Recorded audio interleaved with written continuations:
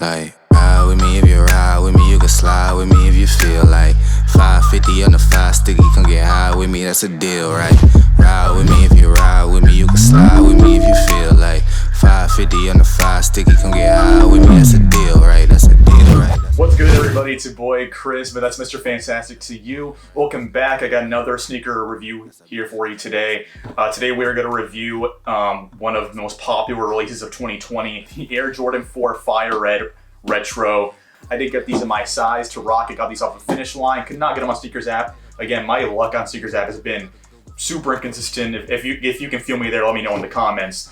But let's go ahead and jump into it. We have, of course, the box retro, giving you all the OG vibes with the Jumpman and the Flight logo on the top of the box with the splatter paint on the bottom and Nike Air on the side as opposed to being a Jumpman. One of the best things about this Jordan 4 specifically is that it was all focused on it being more like the OG with having that Nike Air on it and the classic Nike hang tag as opposed to the Jumpman that we've seen on a lot of other retros, like the last Fire Red Jordan 4 retro we saw back in 2012. I know that a lot of people have different opinions on this shoe specifically about the leather quality, and that's one thing I always talk about in my videos when it comes to sneakers, is just going over the overall quality of the sneaker. So to compare for that, I have my Jordan 1 OG High Bloodline, as well as I have my Adidas Power Phase.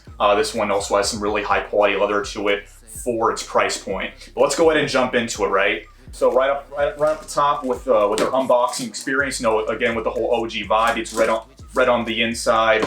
It's just a lift top box as opposed to like a clamshell box. We have your splatter paint or cement tissue paper, as you will, as well as you have additional white tissue paper on the inside. And then of course we have our shoe. I am definitely going to be rocking these. This is not exactly a shoe I would recommend for like a quick resale right now. This isn't like the best shoe to flip right now. This is definitely a shoe that'll hold its value later on, since it is an OG colorway, and more specifically, it's a more original rendition. It's a retro that was more focused on being a lot like the OG. With having the Nike Air on the back, the hang tag, the quality of the materials, even the shape. It isn't exactly like the OG, but it's pretty close. I think Jordan Brand and Nike did a really good job with this one. Now, what a lot of people have talked about with this shoe specifically, again, like I said, is the leather quality on this. So, like, is it good? Is it bad? A lot of people have talked about the sort of like creasing or almost tumbled look on it. I will say right out of the box, it does look like it's already a little bit creased.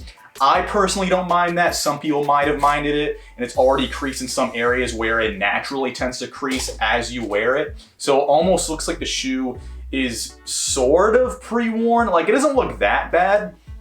In fact, I mean, I personally don't even think it looks bad.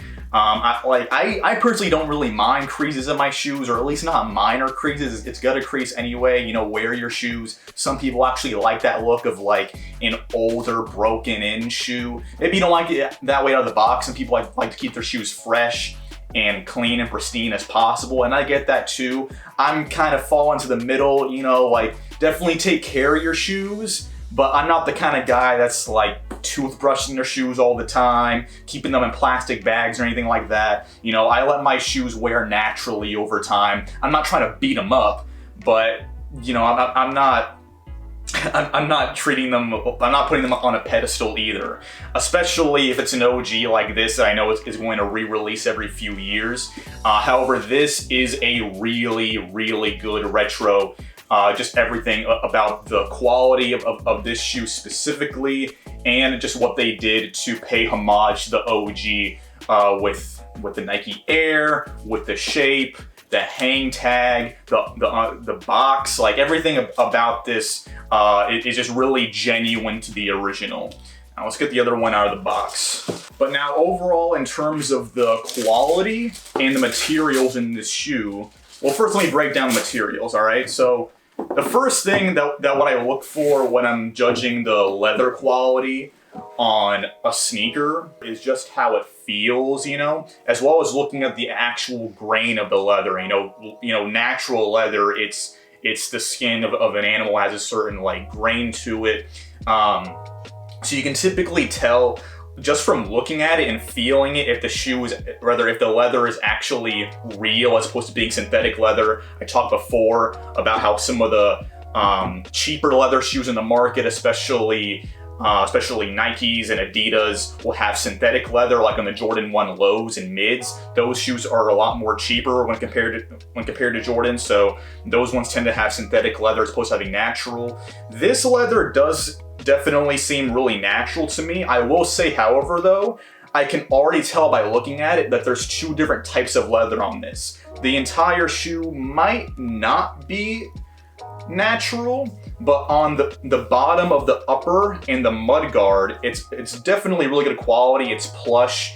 I've talked about before how like you can tell just by pushing down on it and just feeling it that natural leather is gonna have like a sort of plush bounce to it, and it's gonna naturally crease a little bit, but it sort of creases in all directions rather than creasing around it, sort of like paper, like you would see on synthetic leather shoes. This one is when I compare it to these other ones that really high quality leather, like the Power Phase, they crease very similarly.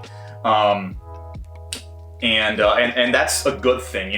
Leather shoes are going to crease no matter, like, if you're gonna wear them, they're gonna crease. And you could always get creases out by just ironing it out and prevent creases while keeping the toe box stuffed. There's all kinds of ways you can prevent creasing and just improve the longevity of the shoe.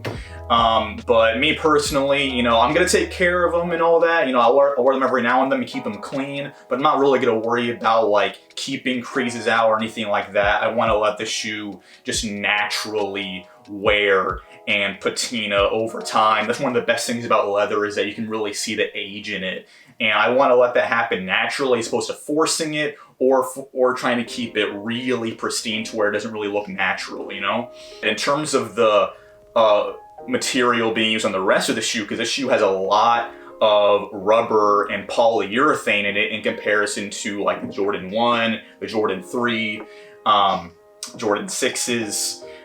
This one, of course, has the support straps around the ankle and these additional eyelets. And that's one thing that's really dope about this shoe, as well as, of course, the Jordan 3s and the Jordan 5s, is that there's all kinds of different ways you can lace these up with these additional eyelets around the toe and the ankle. The rubber on the eyelets, the straps, and the pull tab are all made of the same type of rubber. And it's not the same type of hard rubber that you would have on the outsole. It's a little bit softer and more flexible, as it should be, as you are going to be wearing this shoe, so it's going to mold to your foot or around the upper.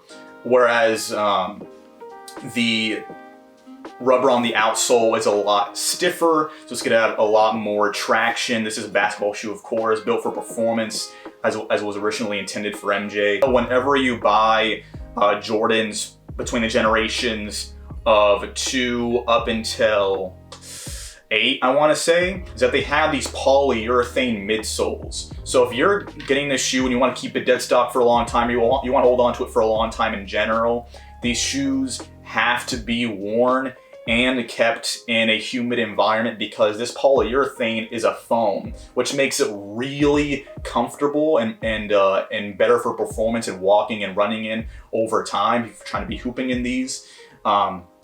That's what they were built for. It's not the greatest basketball shoe, of course, in comparison to like the Jordan 11s or like a lot more recent shoes like the Kyries. However, that polyurethane is built for comfort and performance, but it's not going to be as durable as the rubber on the midsole and the outsole. That polyurethane naturally cracks over time when it's not worn, or when it's kept in a dry environment, like a lot of people will keep their shoes in like Ziploc bags over time, and that's just going to keep it in an environment where it's not getting any sort of moisture, and so the foam in the polyurethane midsole dries out, and so it's going to crack. So if you're going to get these and you want to keep them for a long time, please wear them. Or if you're someone who's trying to buy OGs or like previous generations of these, of Jordan 4s or 3s or 6s or whatever that have these midsoles, make sure that they're worn. Try them out. Make sure that like you poke it, that your fingers can go through it, that they're not cracking or falling apart. Otherwise, the sole is just going to fall off and the shoes aren't going to be wearable. Just something to keep in mind. But overall, I really do like the quality on these. I'm not complaining. I can understand some people's complaints about them coming a little bit creased. I will say, you know, it's not the highest quality leather, but I'd say it meets expectations when compared to other Jordans, like compared to, say, my Jordan 1s. I do like the quality on this leather a little bit more. It's a little bit softer, a little bit more plush. However, this shoe is also, the leather on this is also a lot more tumbled and sort of worn in, whereas this one is a lot smoother, giving it more of that classic OG athletic look. And also I can understand that the goal to Nike and Jordan Brand for this shoe was for it to be genuinely like the OG. And I think they did a really good job of that. I'm happy with it. I think these shoes look dope. Let me know in the comments what you think about these. Are you not satisfied with the quality of them? Do you love them? Do you hate them? I'm personally about them. I think they're fire red. And of course, let me know what you want to see next in these sneaker reviews. There's so many sneakers that are coming out every month. And be sure to smash that like button if you like this video, and check out the links in the description for my Instagram and Twitter and just my social media in general. Be sure to follow me there to stay on top of what I'm doing in terms of sneakers and in terms of fantastic productions. And most importantly, have a fantastic day.